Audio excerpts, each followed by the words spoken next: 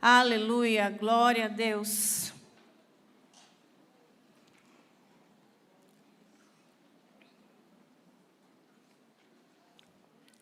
No princípio era o Verbo, e o Verbo estava com Deus, e o Verbo era Deus. Todas as coisas foram feitas por Ele, e sem Ele nada do que foi feito se fez. Porque Deus amou o mundo de tal maneira, que deu o seu Filho unigênito, para que todo aquele que nele crê não pereça, mas tenha a vida eterna. Porque Deus enviou o seu Filho ao mundo, não para que condenasse o mundo, mas para que o mundo fosse salvo por ele. Eis que a Virgem conceberá, dará à luz um filho, e chamá-lo-ão pelo nome de Emanuel, que traduzido é Deus conosco. Ele será grande e será chamado Filho do Altíssimo. O Senhor Deus lhe dará o trono de seu antepassado Davi. Portanto, o bebê que vai nascer será santo e será chamado Filho de Deus. E tendo nascido Jesus em Belém de Judeia, no tempo do rei Herodes, eis que os magos vieram do Oriente a Jerusalém, dizendo: onde está aquele que é nascido rei dos judeus? Porque vimos a sua estrela no Oriente e viemos adorá-lo. E quando os 8 dias foram cumpridos para circuncidar o menino, foi-lhe dado o nome de Jesus, que pelo anjo lhe fora posto antes de ser concebido. Portanto, nele habita corporalmente toda a plenitude de Deus, pois um menino nos nasceu, um filho se nos deu, e o governo está sobre os seus ombros, e o seu nome será Maravilhoso, Conselheiro, Deus Forte, Pai da Eternidade e Príncipe da Paz.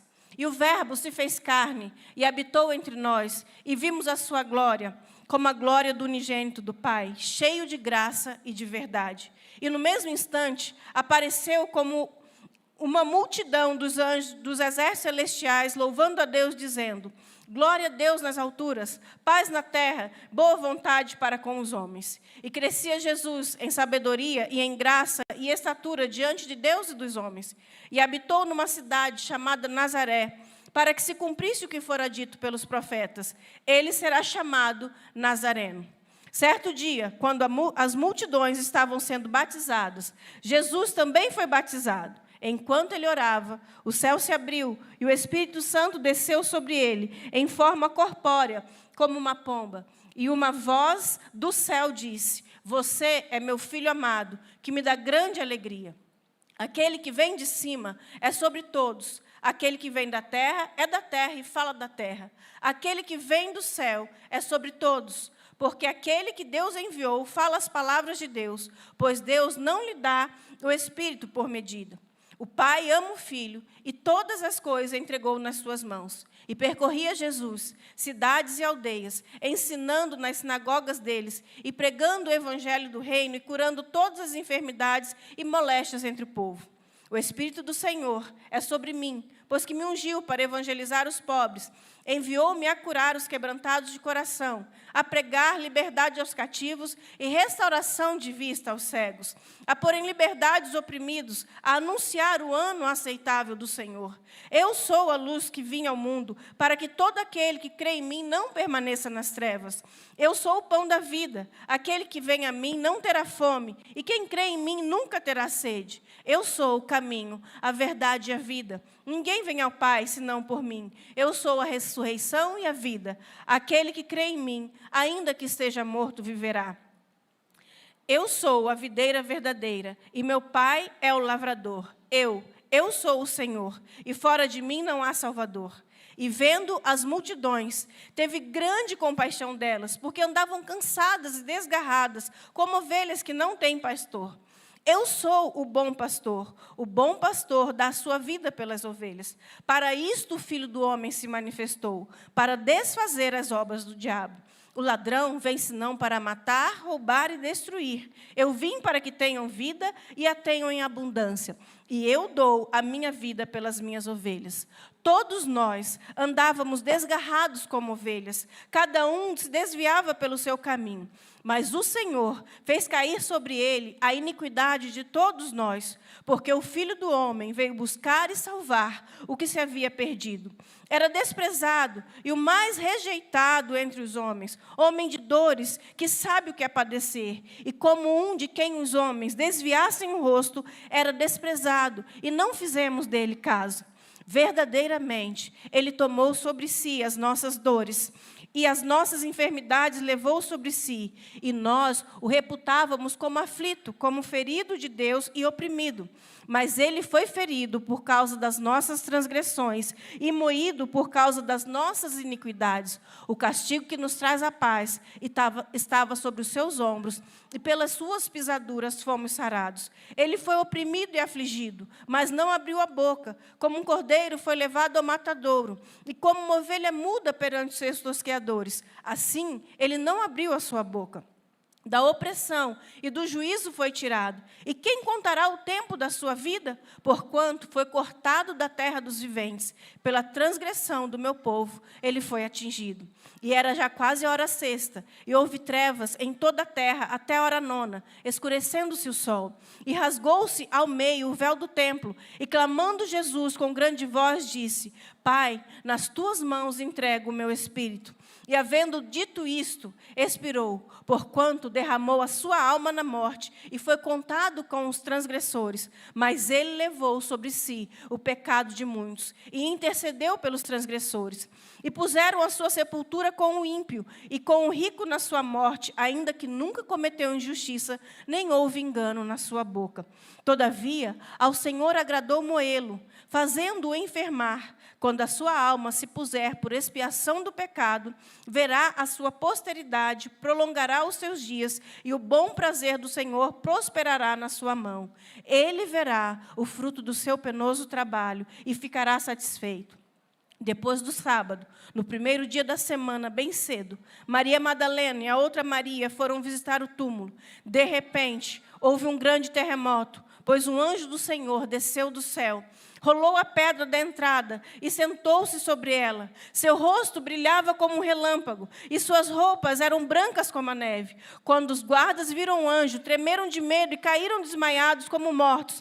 Então o homem falou às mulheres: Não tenham medo. Disse ele: sei que procuram Jesus que foi crucificado. Ele não está aqui, porque ressuscitou, como disse que aconteceria.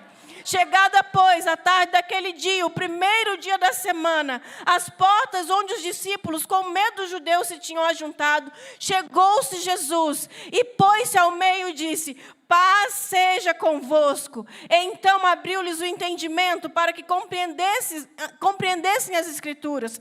E disse-lhes: assim está escrito, e assim convinha que o Cristo padecesse, e ao terceiro dia ressuscitasse dentre os mortos. E em seu nome se pregasse arrependimento e remissão dos pecados em todas as nações, começando em Jerusalém.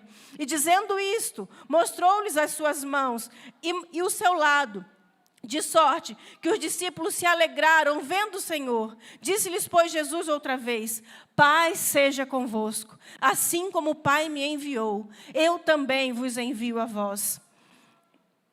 Toda autoridade me foi dada no céu e na terra. Portanto, vão e façam discípulos de todas as nações, batizando-os em nome do Pai, do Filho e do Espírito Santo, ensinando-os a guardar todas as coisas que vos tenho ordenado. E lembrem-se disto: eu estou sempre com vocês até o fim dos tempos. Eu sou o Alfa e o Ômega, o primeiro e o último, o princípio e o fim, a brilhante estrela da manhã, o Todo-Poderoso, aquele que é, que era e que há de vir. Eu, a quem tiver sede, darei de graça da fonte da água da vida.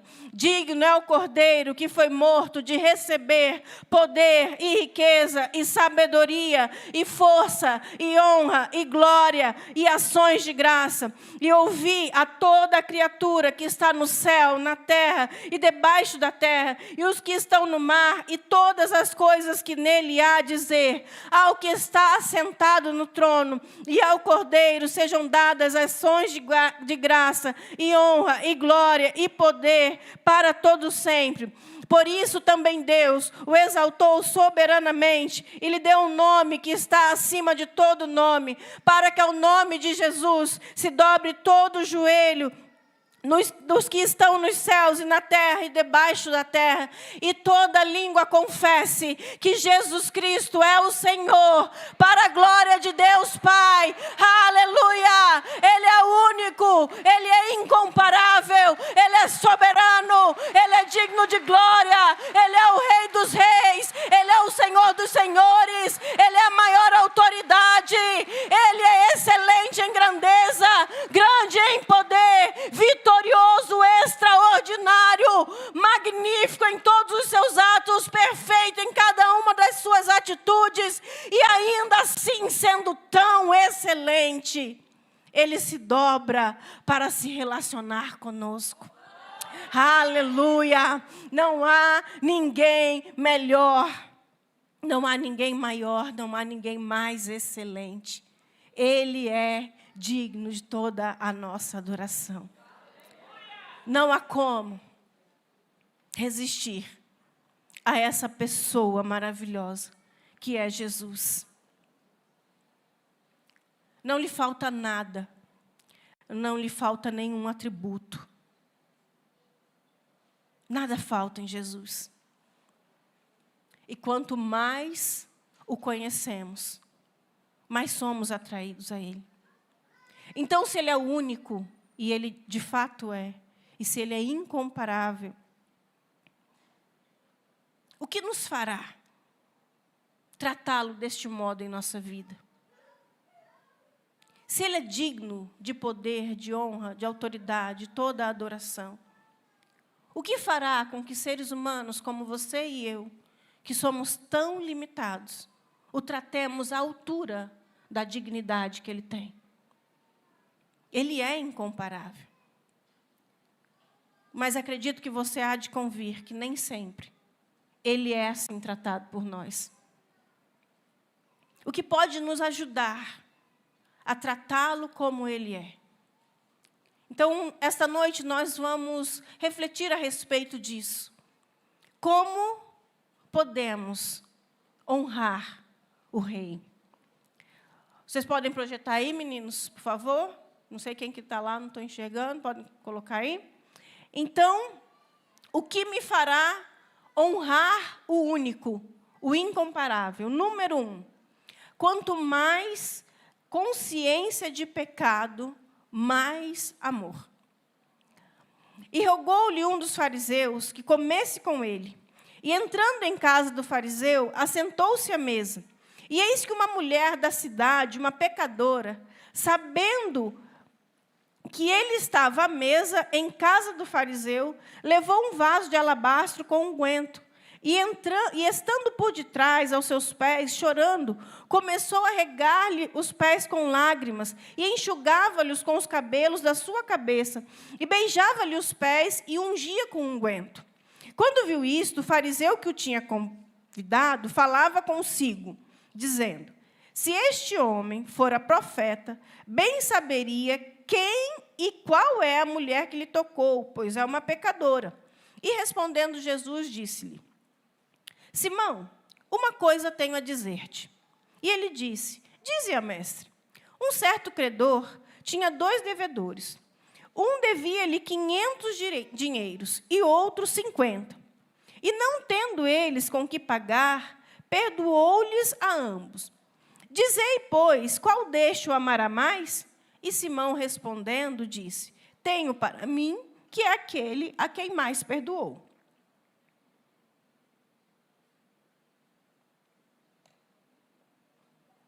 E ele lhe disse: julgaste bem. E voltando-se para a mulher, disse a Simão: tu vês esta mulher? Entrei em tua casa e não me deste água para os pés. Mas esta regou-me os pés com lágrimas e os enxugou com os cabelos de sua cabeça. Não me deste ósculo, mas esta, desde que entrou, não tem cessado de me beijar os pés. Não me ungistes a cabeça com óleo, mas esta ungiu-me os pés com unguento. Por isso te digo que os seus muitos pecados lhe são perdoados, porque muito amou. Mas aquele a quem pouco é perdoado, pouco ama. E disse-lhe a ela: os teus pecados te são perdoados. E os que estavam à mesa começaram a dizer entre si: quem é este que até perdoa pecados? E disse à mulher: a tua fé te salvou. Vai-te em paz.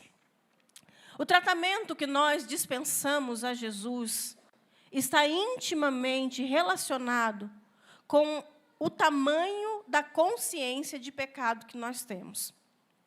Jesus deixa muito claro que quanto mais uma pessoa se percebe perdoada por Ele, mais essa pessoa o ama. Quanto mais ela compreende o tamanho de sua dívida, mais ela entende o valor do perdão. Então, ele conta aquela parábola para o homem para explicar a diferença de tratamento que ele recebeu naquela mesma noite. É interessante que a história começa dizendo que um fariseu, que era um líder religioso daquela época, ele não convidou Jesus para a sua casa. Diz que ele rogou, que é como se ele implorasse: venha até a minha casa. Ele roga, ele implora para que Jesus vá à casa dele. E Jesus aceita aquele convite. Mas quando Jesus chega naquela casa, aquele fariseu trata Jesus pior do que se trataria um outro tipo de convidado, porque havia um rito para o tratamento dos convidados. Teria que lavar os pés, teria que dar um beijo, teria que ungir a cabeça. E ele recebe Jesus, e nessa de Jesus ir até a casa dele, uma mulher pecadora, ela se infiltra sem ser convidada, e ela se lança aos pés de Jesus. E a consciência que ela tinha de quem era, diante da presença de Jesus, ela começa a regar, a chorar, e ela lava os pés de Jesus com aquelas lágrimas de arrependimento. E ela vai e seca, ela não era anfitriã da casa, então ele teria que ter uma bacia, teria que ter uma toalha, teria que fazer o rito de lavagem dos pés, mas ela não era anfitriã, então ela usa o seu cabelo como a toalha. E ela beija os pés de Jesus constantemente. E ela traz um vaso de unguento, que era um perfume, que tinha o valor do trabalho de 1 ano. Então, aquele perfume era extremamente valioso. E ela derrama aquele perfume caríssimo aos pés de Jesus. E aquele homem que recepciona Jesus, que roga que Jesus entre em sua casa, mas que não lhe dá o devido tratamento, fica incomodado, e ele começa a pensar: se esse homem que eu convidei realmente fosse quem fosse, ele não permitiria isso, ele saberia que essa mulher é uma pecadora. Mas ele se exclui dessa posição de pecador. Ela é uma pecadora, e eu estou aqui como um avaliador de Jesus. Eu estou aqui medindo para ver se esse homem é realmente quem ele é. Então, Jesus conta essa parábola dos credores, né, das 2 pessoas que são perdoadas, para exemplificar que é o preço do perdão que determina a quantidade de amor. Sabe, algumas pessoas, como eu digo que eu nasci num berço de ouro. Por quê? Os meus pais eram pastores. Antes de eu nascer, já se falava de Jesus. Então, eu acredito que eu nasci numa redoma. O mínimo que eu poderia ser é exatamente quem eu sou, porque eu fui instruída desde criança. Então, eu nasci numa redoma, eu fui cuidada, eu fui ensinada com valores. Então, assim, eu nunca presenciei uma discussão, eu nunca vi uma agressão na minha casa, nunca se xingou palavrão na minha casa, os papéis na minha casa eram muito bem definidos, mãe era mãe, pai era pai, eu vivia debaixo de proteção. Então, querendo ou não, os valores foram impregnados, então muitas decisões eu soube tomar de maneira acertada, não porque eu fosse lá essas grandes coisas, mas porque você vai seguindo o fluxo, você vai sendo dirigido, você vai sendo colocado naquele lugar. Então, você cresce num ambiente de fé, e mesmo que você não queira, o caminho fica dentro de você. E aí, quando você vê, você acertou muitas coisas, porque você estava ali num ambiente quase que esterilizado. E você se acostuma com aquilo. E é um costume. Jesus passa a ser alguém do seu dia a dia. Você se acostuma com essa realidade. Diferente de mim, muitas pessoas, talvez seja a sua história, viveu, que o povo fala assim, viveu na bagaceira, chegou diante de Jesus, só atira, só o couro. Eu digo, só a pena e o bico, acabou tudo. Olha, tudo que podia dar errado, deu errado na vida dessa pessoa. Ela chegou aqui só o bagaço diante de Jesus. Então, eu gosto de ver, eu converso com meu marido, e eu fico encantada com o tamanho de amor que ele declara por Deus. Ele fala, eu amo muito a Deus. Ele fala assim, eu não estaria vivo. Jesus mudou a minha história. Ele é a única pessoa que me deu valor. Ele cuidou de mim. Ele aceitou o bagaço que eu era. Então, ele declara muito amor por Deus. Ele fala, sempre que ele ora, ele começa a dizer, Deus, eu te amo. E ele fala de Deus com tanta paixão, com tanto amor, porque ele fala assim, ele é tudo que eu tenho. Ele me aceitou como eu era. Então, ele tem muita consciência de pecado. E esse texto me dizia que eu não amaria muito a Deus, porque quem não se sente muito perdoado, ele ama pouco. E chegou um tempo na minha vida que eu falava para Deus, Deus, eu realmente acredito que eu não te ame muito. Porque, aparentemente, eu não recebi muito perdão. Porque eu fui conduzida por um caminho de menos erro. E esse texto começou a incomodar o meu coração, deveria incomodar o seu também. Porque, às vezes, a gente se sente tão bonzinho, tão certinho, tão corretinho, que acha que Jesus morreu na cruz só pelos outros. Porque eu sou uma boa pessoa. Não faço mal a ninguém. Eu nunca machuquei ninguém, eu nunca destratei ninguém, nunca fiz um bullying na escola, nunca colei numa prova. Então, comigo, Jesus não teve muito trabalho. Sabe, e se nós não desenvolvermos uma consciência de pecado, a gente realmente não ama Jesus. Se você é tão bonzinho assim, será que Deus pode colocar no telão todos os seus pensamentos?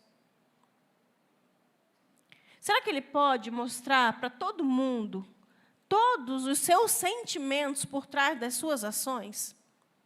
Se você é tão bom assim, será que Ele pode exibir em todas as redes sociais todos os seus desejos? Será que Ele pode manifestar com clareza a todas as pessoas qual é o seu verdadeiro caráter? Será que Ele pode expor tudo que te diz respeito? Na verdade, nenhum de nós que aqui está fomos pouco perdoados. Você entendeu? Não tem ninguém aqui que foi pouco perdoado. Acontece que algumas pessoas não têm consciência disso. Quem está me entendendo? A gente ama pouco porque a gente é sem noção. A gente ama pouco porque não sabe avaliar. A gente ama pouco porque pensa que as gotas de sangue que Jesus suou foi por aquelas pessoas que nós olhamos de cima para baixo. A gente olha um drogado na rua, a gente olha um assassino, a gente olha um pedófilo, a gente olha alguém e fala assim, esse aí realmente precisa de Deus, esse realmente é pecador. Querido, todos nós somos pecadores. A Bíblia diz, porque todos pecaram e destituídos estão da glória de Deus. Não há quem faça o bem, não há nenhum sequer. Se na face da terra todos não tivessem pecado e só sobrasse você, Jesus teria tido que morrer na cruz mesmo assim, porque você é pecador e eu sou pecadora. E quanto mais nós entendemos a miséria em que nós estávamos, mais as lágrimas de arrependimento rolam do nosso rosto, mais disposição para se dobrar aos pés de Jesus nós temos, mais consciência de que nós precisamos de Jesus desesperadamente. Não há conserto para quem nós somos fora de Jesus. Nós precisamos de Jesus. Você e eu estávamos perdidos sem Ele. O problema é quando nós não entendemos isso. Então Jesus é tratado por nós como tratou aquele fariseu. Se o seu pecado é de uma tonelada ou de 10 gramas, isso não vem ao caso. Todos nós somos pecadores. E sem Jesus estávamos perdidos. Eu tenho passado anos da minha vida investindo tempo em não ser diferente daquela mulher que se dobra. Inventariando a minha necessidade de Deus. Quem pouco foi perdoado, pouco ama. Às vezes nós temos dificuldade de pedir perdão até quando a gente pisa no pé de uma pessoa. Porque a gente não se entende errado, tomado pelo orgulho. Nós somos extremamente pecadores. A nossa inclinação, a Bíblia diz, é toda para o mal. A nossa natureza é inclinada para o mal. Então você só tratará Jesus com a dignidade que Ele merece, se você entender que você é pecador e não um bonzinho. Até porque a Bíblia diz que nós fomos criados para ser bons. Se você for bom, é igual um aluno que passa de ano no final do ano. Fez o quê? A obrigação. Você acha que Deus criou você esperando que você seja mau? Ele espera que você seja bom. Não tem nenhum mérito nisso. Se você cuida das pessoas, se você não ofende ninguém, se você ajuda o próximo, parabéns, está cumprindo a sua obrigação. Não tem nada de mais excelente em você. Era isso mesmo que Deus esperava. A surpresa de Deus é quando a gente não é o que Ele nos criou para ser. O dia que você vê uma máquina de lavar te conduzindo daqui para a Europa, aí você fala, não, a máquina de lavar virou um avião, está fazendo função de avião, agora está de parabéns. Mas se ela estiver lavando a roupa, está fazendo o que se espera. Se você estiver sendo bom, parabéns, cumpriu a sua obrigação. Isso não te torna melhor do que outra pessoa. E não te dá o direito de avaliar os atos de Jesus. Ele é mais excelente que você.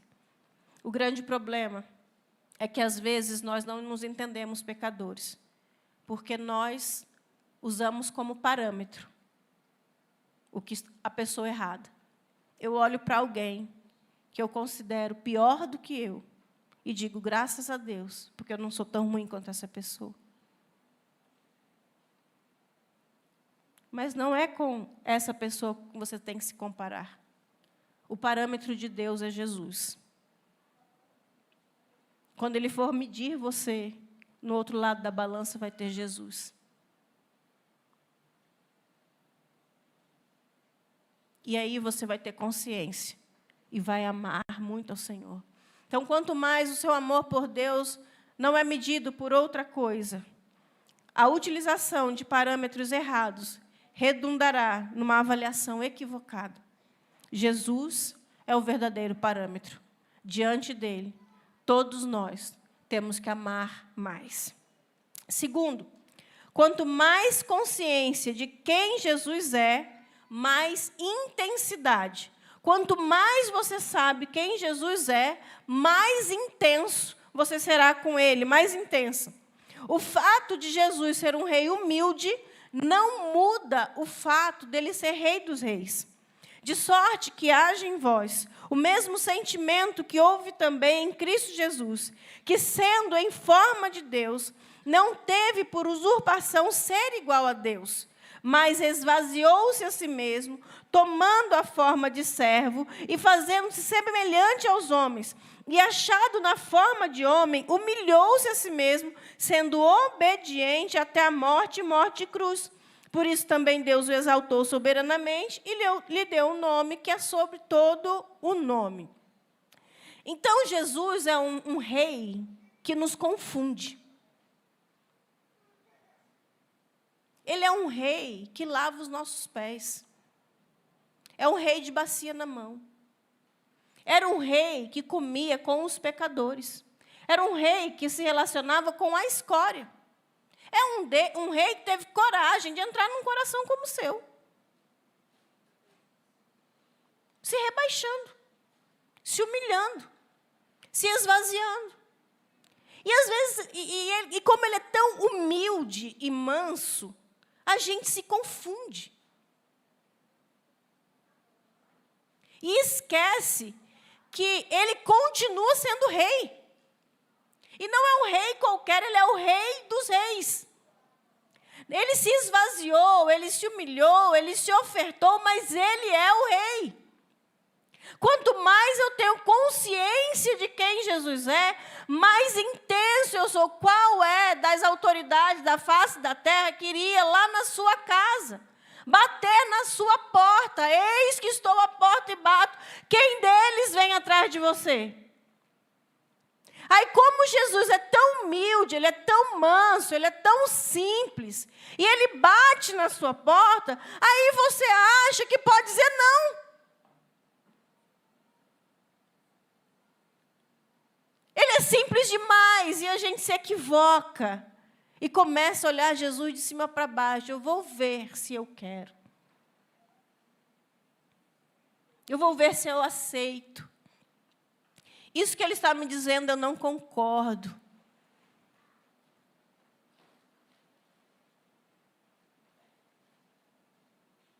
Eu não gosto disso. Eu não acho que deva ser assim. Ele é humilde e manso, mas ele é o rei. Veja a história de um homem que soube enxergar isso.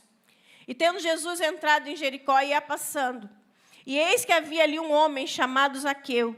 E era este um chefe dos publicanos e era rico. E procurava ver quem era Jesus e não podia por causa da multidão, pois era de pequena estatura. E correndo adiante, subiu a uma figueira brava para o ver, porque havia de passar por ali. E quando Jesus chegou àquele lugar, olhando para cima, viu-o e disse-lhe: Zaqueu, desce depressa, porque hoje me convém pousar em tua casa.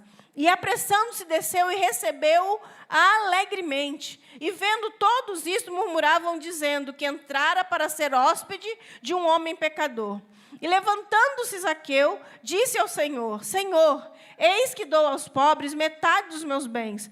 E se em alguma coisa tenho defraudado alguém, o restituo quadruplicado. E disse-lhe Jesus: Hoje veio a salvação a esta casa, pois também este é filho de Abraão.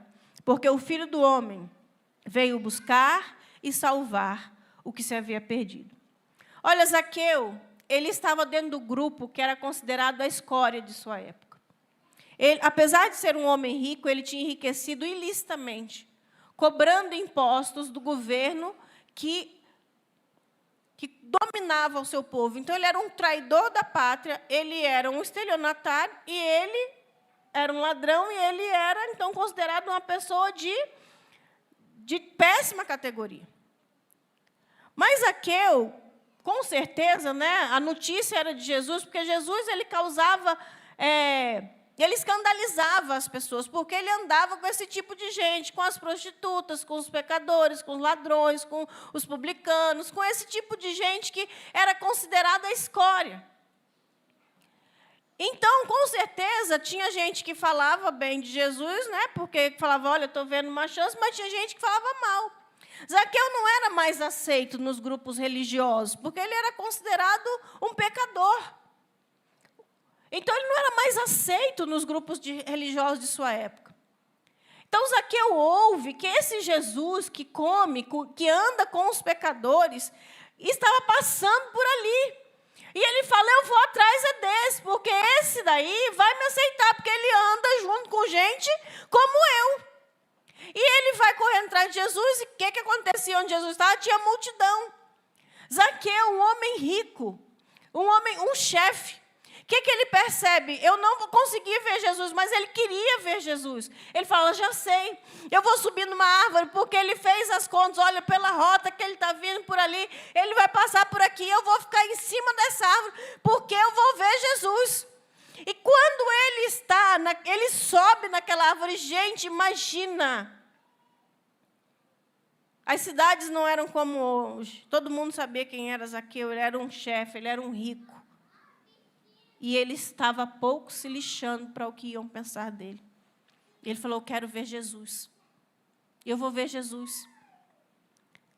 E ele sobe, e qual é a surpresa? Jesus passa exatamente onde Zaqueu está. Porque Jesus sempre vai onde é desejado. E Zaqueu está lá na árvore para ver Jesus, e Jesus passa para ver Zaqueu. E Zaqueu fica surpreso, porque Jesus ainda chega e diz, desce, porque é na sua casa que eu vou dormir hoje. Você já imaginou uma coisa dessa?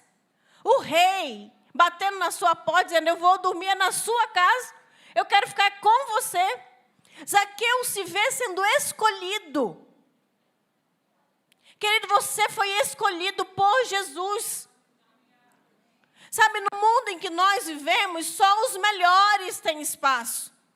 É para a melhor nota, é para o melhor aluno, é para o mais bonito, é para o mais rico, é para o mais. Mas Zaqueu era o menos. E Jesus é perito em pegar o lixo, a escória, o menos. E é nessa porta que ele bate, é com esse tipo de pessoa, ao alcance deles que Jesus vai. Ele diz, eu não vim para os sãos, mas para os doentes. Eu vim buscar o perdido. Então, Jesus escandaliza o nosso coração, porque olhe para dentro de si e diga, eu não mereço que ele esteja na minha casa. Eu não estou à altura de quem ele é. Mas adivinha, ele quer estar comigo, ele quer estar com você, ele quis estar com Zaqueu.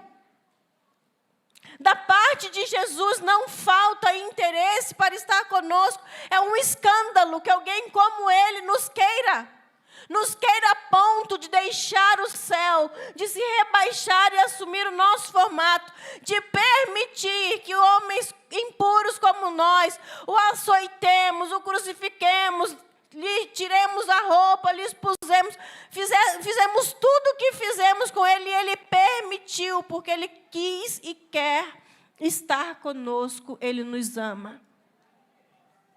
Isso é um escândalo. Ninguém te ama tanto assim. É incomparável.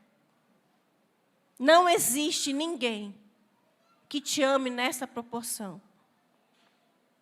Ele nos amou quando nós éramos inimigos. É escandaloso. Ele faz questão de você. Questão.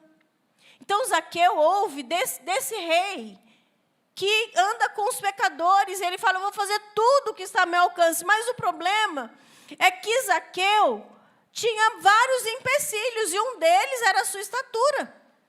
Como que eu vejo Jesus? Já que eu sou baixinho. Sabe, não é sobre o universo conspirar a nosso favor. É o valor que Jesus tem para nós. Sabe, algumas pessoas não andam com Jesus porque elas esperam que tudo coopere para isso. Olha, eu vou andar com Jesus. Eu até queria ver Jesus. Eu compreendo o Zaqueu, sabe? Se eu estivesse lá também, eu sou do time que teria que subir em várias árvores para ver Jesus. Eu até queria andar com Jesus, mas minha família não concorda. Se eu for andar com Jesus, sabe, o grupo que eu pertenço vai começar a me colocar de lado.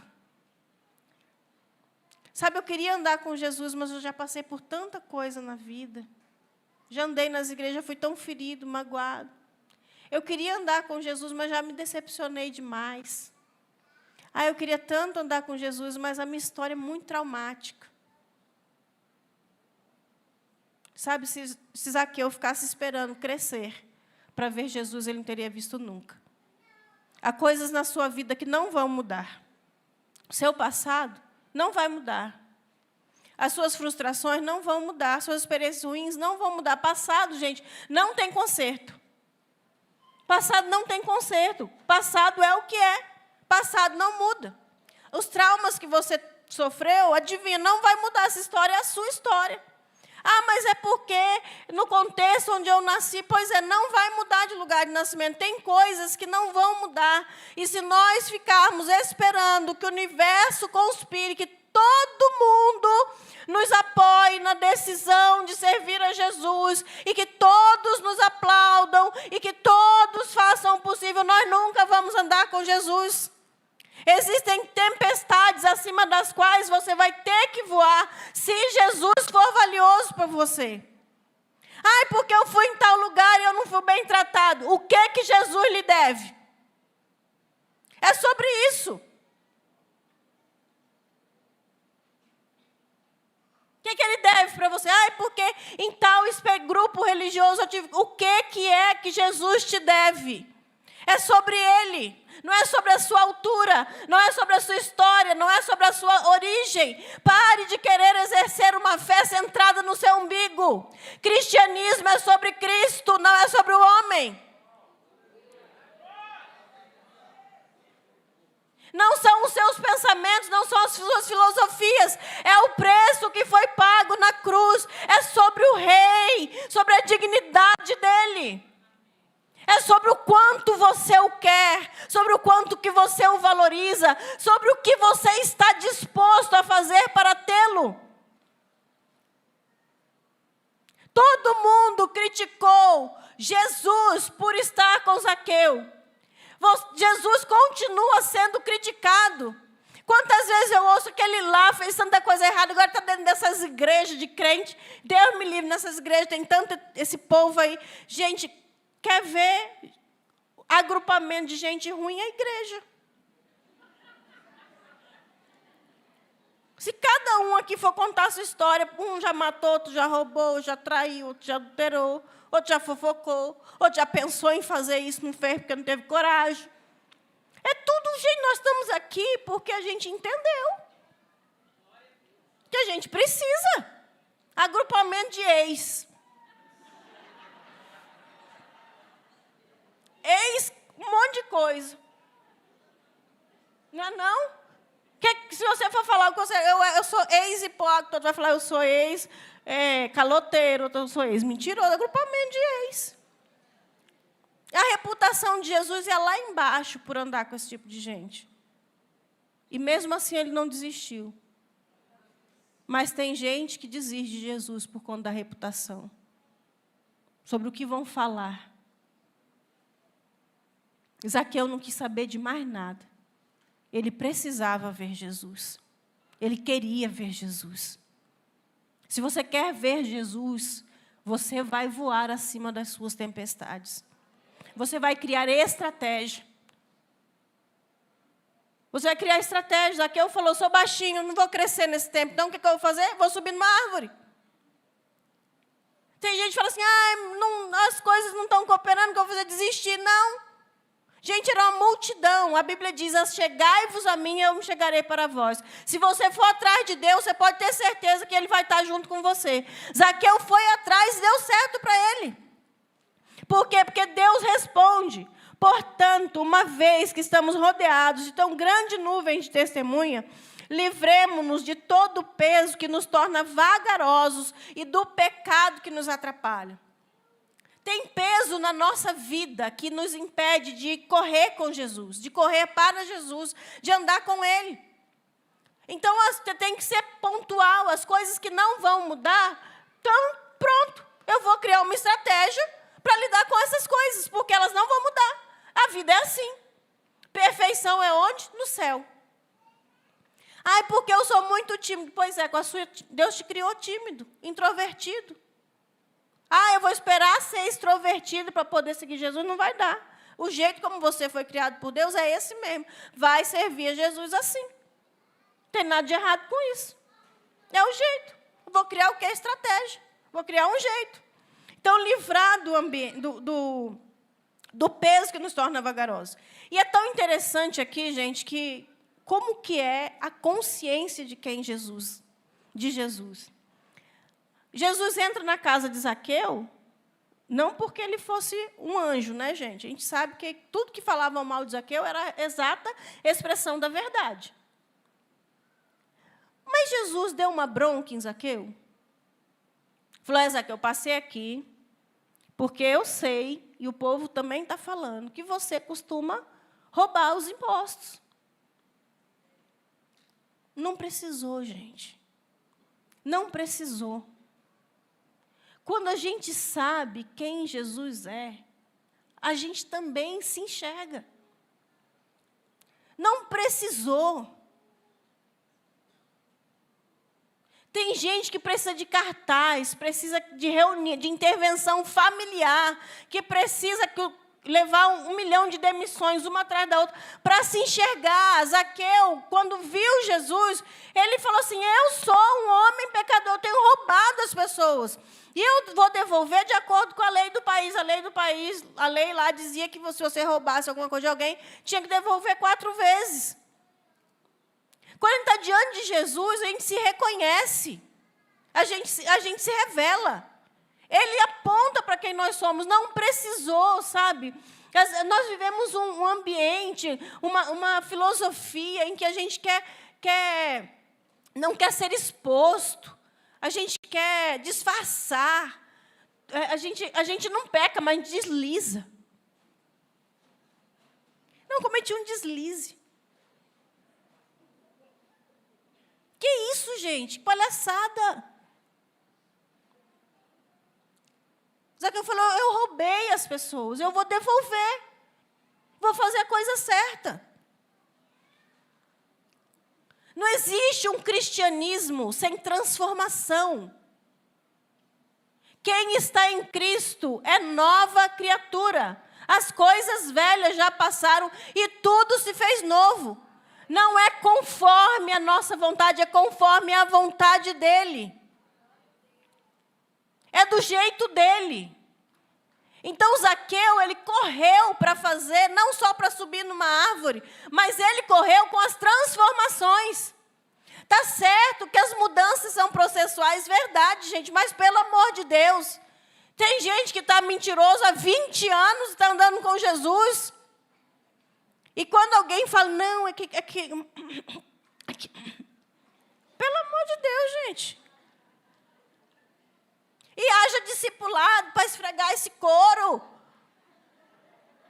Até a pessoa admitir.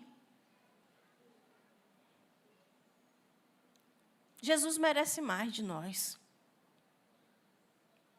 Jesus merece que a gente viva uma vida que glorifique o nome dEle. Ele merece que quando as pessoas olharem para nós, vejam o poder que Ele tem de transformar alguém. Eu não posso dizer que Jesus entrou na minha casa, na minha vida, e que Ele não foi capaz de fazer nada. Como é isso? Jesus entra na nossa vida e nada muda. Então, Ele não entrou. Porque eu não acho que precisa. Não é sobre o que nós achamos, é sobre o poder que Ele tem. Como? Como que Ele entra dentro da sua casa, dentro da sua família, dentro do seu coração? E as coisas continuam as mesmas, não podem continuar. Porque Jesus entra para transformar a história. Buscar e salvar o perdido. Buscar e salvar o perdido. Ele não vai entrar na sua vida. Ele vai dizer, eu vou na sua casa. Mas você já pode saber que Ele vai para mudar você. Outra pessoa. Não vai lá para dizer, olha, fica aí desse mesmo jeito, porque realmente, né? No seu caso, só para você, você pode continuar assim, não. Vamos ter que mudar. E por último, quanto mais consciência do que Jesus faz, mais entrega. Gente, você tem um rei que te perdoa, um rei que entra na sua vida, não tem como você ficar só com a mãozinha assim. Não tem como. Pois foi Jesus a uma cidade de Samaria, chamada Sicar, junto da herdade que Jacó tinha dado a seu filho. E estava ali a fonte de Jacó. Jesus, pois, cansado do caminho, assentou-se assim junto da fonte. Era isto quase a hora sexta. Veio uma mulher de Samaria tirar água. Disse-lhe Jesus, dá-me de beber, pois seus discípulos tinham ido à cidade comprar comida. Disse-lhe, pois, a mulher samaritana, como sendo tu judeu, me pedes de beber a mim, que sou mulher samaritana? Porque os judeus não se comunicam com os samaritanos. Jesus respondeu e disse, se tu conheceras o dom de Deus e quem é o que te diz, dá-me de beber, tu lhe pedirias e ele te daria água viva. Disse-lhe a mulher, Senhor, tu não tens com que tirar a água e o poço é fundo. Onde, pois, tens a água viva?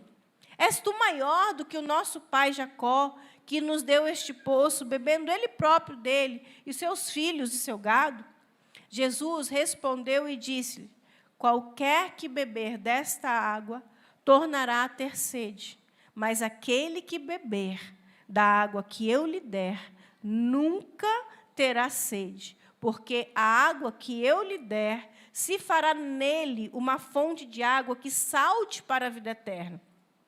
Disse-lhe a mulher, Senhor, dá-me dessa água para que eu não mais tenha sede e não venha tirá-la aqui.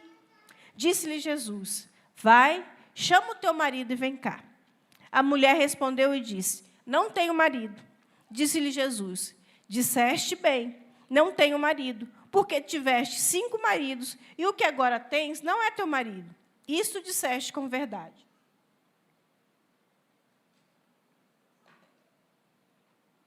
Disse-lhe a mulher, Senhor, vejo que tu és profeta. Nossos pais adoraram neste monte, e vós dizeis que é em Jerusalém o lugar onde se deve adorar. Disse-lhe Jesus, mulher, crê-me que a hora vem em que nem neste monte, nem em Jerusalém adorareis o Pai. Vós adorais o que não sabeis, nós adoramos o que sabemos, porque a salvação vem dos judeus. Mas a hora vem, e agora é, em que os verdadeiros adoradores adorarão o Pai em espírito e em verdade, porque o Pai procura a tais que assim o adorem. Deus é espírito. Importa que os que o adorem em espírito e em verdade. A mulher disse-lhe, eu sei que o Messias, que se chama o Cristo, vem. Quando ele vier, nos anunciará tudo. Jesus disse-lhe, eu o sou, eu que falo contigo. Deixou, pois, a mulher o seu cântaro e foi à cidade e disse àqueles homens, vinde, vede um homem que me disse tudo quanto tenho feito. Porventura não é este o Cristo? Saíram, pois, da cidade e foram ter com ele. Aquela mulher samaritana vai tirar água e Jesus já está ali perto da fonte. E Jesus puxa um papo com ela. E ele pede para que ela lhe dê de beber.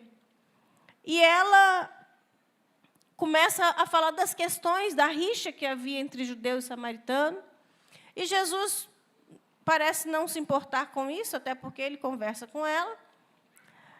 E ele começa a falar para a mulher um tipo de água que ela precisava. Ele fala, eu estou te pedindo dessa água, mas eu tenho uma água para te oferecer. E essa água é diferente. Porque se você beber desta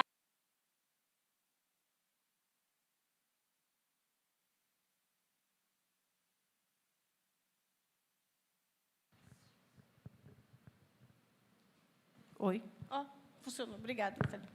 Eu acho que eu apertei muito aqui, né, gente? E aí Jesus fala, se você beber dessa água que eu te der, ela no seu interior ela vai jorrar para a vida eterna. Ele começa a dizer para a mulher que ele sabia que ela tinha uma sede interior.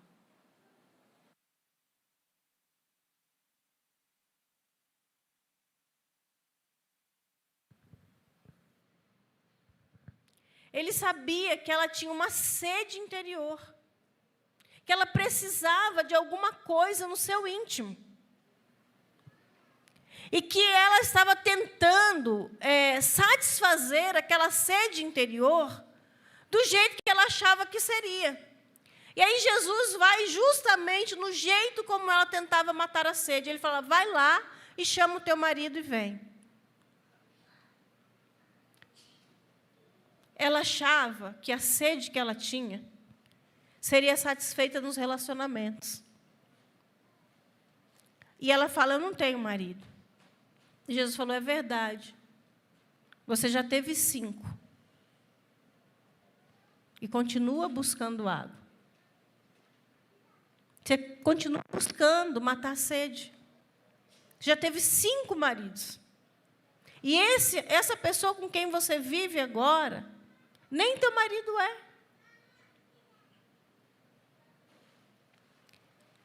E ela falou, percebo que o Senhor é profeta. Porque eu estou contando a minha vida, eu não te contei nada, está falando da minha vida. E aí ela diz, já que o Senhor é um profeta, ela queria resolver uma questão, onde é que eu devo adorar a Deus? É aqui mesmo em Jerusalém. E Jesus fala, olha, nem aqui, nem em Jerusalém, é no seu espírito. É dentro de você. Porque Deus é espírito. Deus está procurando gente que o adore em espírito e em verdade. É dentro. Não é um local, é dentro. E ela fala, Senhor, eu sei que quando o Messias vier, que é o Cristo, ele vai ensinar todas as coisas. E quando Jesus ouve a mulher dizer isso, ele diz, eu sou o Cristo. E naquele momento, a sede da mulher é saciada. Ela encontrou o que procurava. O que ela tinha procurado nos relacionamentos, ela encontrou em Jesus. A sede do interior foi saciada. E a sede foi tão saciada que ela abandona o cântaro. Imediatamente ela deixa aquele cântaro que ela foi para buscar água, ela deixa e ela sai correndo de volta para a cidade. E ela diz, olha, eu achei um homem que está me dizendo tudo que eu fiz. Aí ela coloca sede nas pessoas. Será que ele não é o Cristo? E aí ela traz a cidade para conhecer Jesus. Sabe, quando experimentamos a obra maravilhosa de Jesus, é impossível não desejar que as outras pessoas também experimentem. É impossível. Quando aquela mulher tem a sede saciada, ela diz, eu não posso ficar com essa informação só para mim. O Cristo está bem aqui, gente. Como que eu acabei de conhecer, o Cristo está aqui. No meu interior agora tem a fonte, está jorrando já. Jesus disse, se você beber da água que eu te der, a fonte vai jorrar dentro de você. Ela falou, começou. Ela larga o cântaro e ela corre e fala, gente, eu achei tudo que eu precisava. E Ele é tudo que vocês precisam. Quando você encontra Jesus, você é saciado, você é cheio, você é preenchido. Você para de ficar procurando água em outro lugar. Você entende, é dele. Era exatamente isso que eu preciso. E agora eu sei que é exatamente isso que todo mundo precisa. Quem encontra com Jesus é completo. E é por isso que a gente fica perturbando todo mundo e falando, você precisa de Jesus, você precisa de Jesus, porque você sabe quem Ele é e o que Ele faz. Quem sabe quem Jesus é, transborda. A fonte salta. Nem que você queira aprender, vaza pelo teu coração, pelo teu dedo, vaza na tua boca, vaza nas suas atitudes. Você fala, não vou falar. Quando você vê, você já está falando. Porque Jesus dentro de você salta, brota. Quando você vê, você já falou. Aí o povo fala, meu Deus, esses crentes são chatos, é o tempo todo. A gente fica chato. E a hora que a pessoa aceita Jesus, ela fica chata junto com a gente. E começa a mesma perturbação. Olha que coisa boa. Talvez você está aqui porque um chato está te perturbando, dizendo, aceita Jesus, aceita. É assim. Porque quem encontra a fonte, reparte. Reparte, quem encontra, reparte. Os antigos cântaros são deixados para trás, porque realmente a nossa sede foi saciada e nós não precisamos mais deles. Você não precisa da aprovação das pessoas, você não precisa mais ser aceito em todas as rodas, você não precisa mais de um concurso, você não precisa mais de um carro para mostrar para ninguém, você não precisa de mais nada. Todo o resto vira acessório. Você ficava aí se descabelando. Ai, porque eu preciso do amor de fulano. Você fala assim, eu preciso de mais nada. Parei.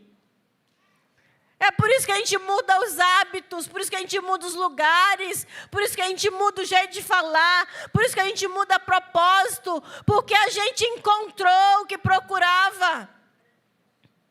Quem encontra com Jesus encontrou tudo. E o resto é só o resto. É se der, se couber, se convier. O resto é resto. Jesus passou tudo, o centro. Você joga o resto para lá, você fala, tudo isso aqui é secundário. O propósito da vida fica claro e deixamos de perder tempo com coisas que têm valor transitório. E canalizamos nossa energia para o que é eterno. Se você é um cristão que está se gastando com assuntos da terra, você tem que fazer uma revisão na sua fé. A amizade com o mundo é inimizade com Deus. Sabe, Jesus falou que a palavra de Deus cai em 4 tipos de coração. E um deles, ele fala que um semeador saiu a semear. E uma parte da semente caiu entre os espinhos. E os espinhos sufocaram aquela semente. E quando Jesus vai explicar a parábola, ele diz que o que sufoca a palavra de Deus dentro da vida de uma pessoa que recebeu a palavra é os cuidados com este mundo e a paixão pela riqueza. Se você permitir que a formatação do mundo se torne a sua formatação, a palavra de Deus na sua vida vai ficar infrutífera. A Bíblia diz que esse tipo de pessoa não produz fruto. Então você fala, cadê os meus frutos? O que eu tenho produzido para Deus? Como que eu tenho servido ao Senhor? Ora, se você quiser fazer todos os seus cursos, se você quiser fazer todas as suas viagens, se você quiser descansar todos os seus dias de folga, se você quiser dormir todos os dias, até mais tarde que você quiser, se você não quiser preocupar a sua cabeça com mais ninguém além de você mesmo, obviamente que você não vai dar fruto. Se você estiver preocupado só com o seu cântaro, com o seu bem-estar, olha, Senhor, até que eu iria contar para alguém que eu encontrei o Messias, mas acontece que eu preciso levar água para minha casa. A mulher podia dizer, não, a função das mulheres, sabe o que é, Jesus? Eu até poderia sair daqui e contar para outras pessoas. Mas é o dever das mulheres abastecer a casa com água. Como que a família é prioridade? Quanta gente tem essa conversa fiada com Deus? Fica horas na rede social. Família só é prioridade na hora de vir para o culto?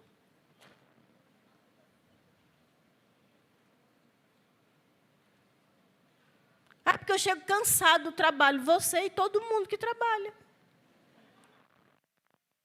Não é exclusividade sua. Mas aí parece que para as coisas de Deus é legítimo. Não tem como, gente. Não vai ter como. Não dá para servir a dois senhores. Não vai ter como.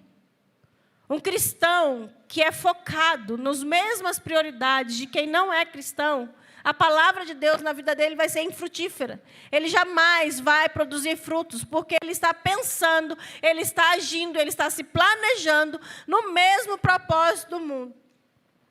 Uma vez eu conversei com uma mãe e ela falou assim para mim: eu só tenho uma preocupação em relação aos meus filhos. Aí eu falei: e qual é? Ela falou: com a violência. Eu falei: interessante.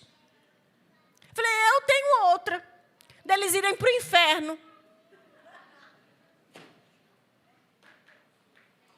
Tem pai e mãe que faz todo o esforço para colocar o filho numa escola boa e esforço nenhum para trazê-lo diante do Senhor. Diploma não leva ninguém para o céu, não.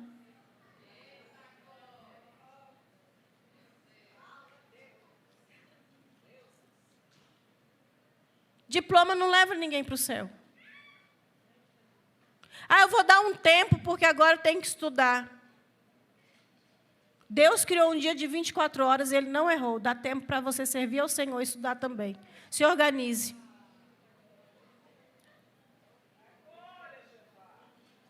Se organize.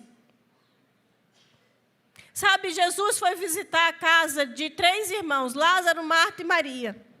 Quando Jesus chega lá, Maria para tudo o que está fazendo para ouvir Jesus.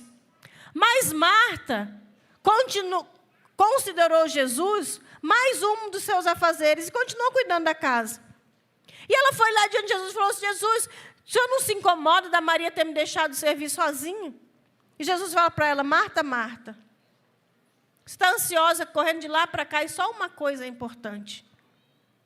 E Maria escolheu a melhor parte, e não será tirada. Deus honra quem escolhe a melhor parte.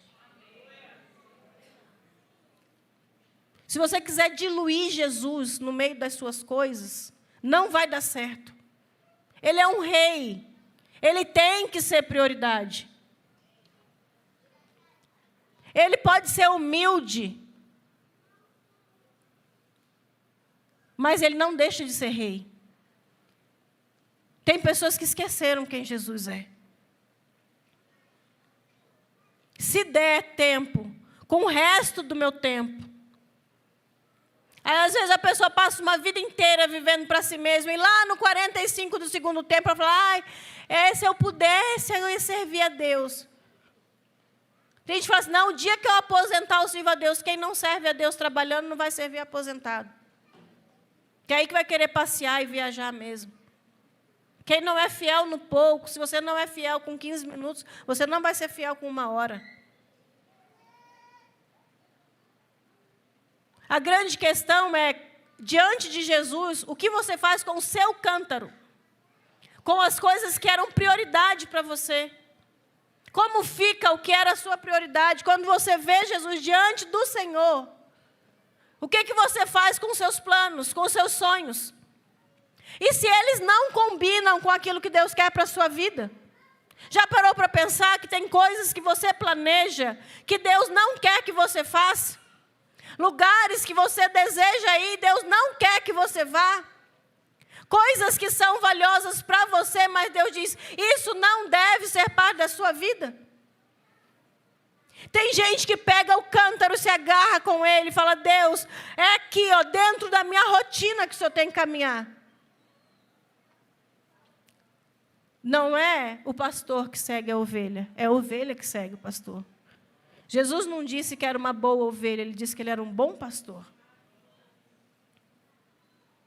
Ele não vai seguir você pelos seus caminhos. Você que vai ter que segui-lo pelos dele. E ele deixou muito claro que apertada é a porta e estreito o caminho que conduz à vida. Não é largo, não.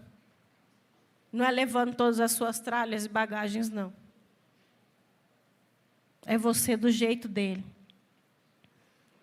Uma vez que vocês ressuscitaram para uma nova vida com Cristo, mantenham os olhos fixos nas realidades do alto, onde Cristo está sentado no lugar de honra, à direita de Deus.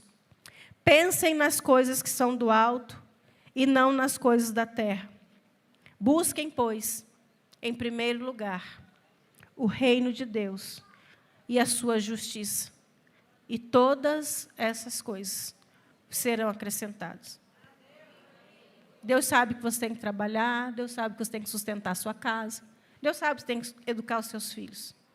Deus sabe do que você precisa. E ainda assim Ele te diz, busque em primeiro lugar o reino. As outras coisas eu dou conta. Sabe, a Bíblia diz que Jesus deixou muito claro. Quem quiser vir após mim, negue-se a si mesmo. Tome a cada dia a sua cruz e siga-me.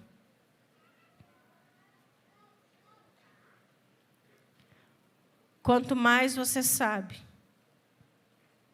o valor da obra de Jesus na sua vida, mais você é capaz de entregar-se por Ele.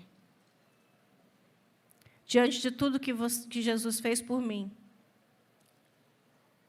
como não abandonar o meu cântaro? Como não trocar as minhas prioridades pela dele?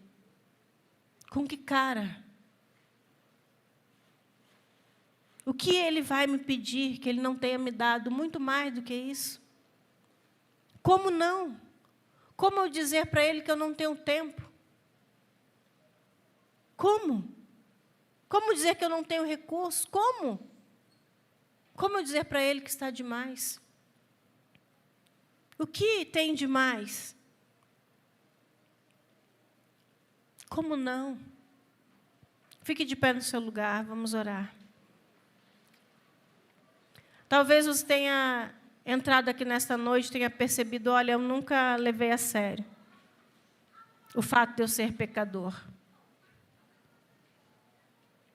Eu achava que eu era um bonzinho, que eu fui pouco perdoado. Mas não tem ninguém bonzinho. Todos nós fomos muito perdoados. A diferença é que uns têm consciência disso e outros não.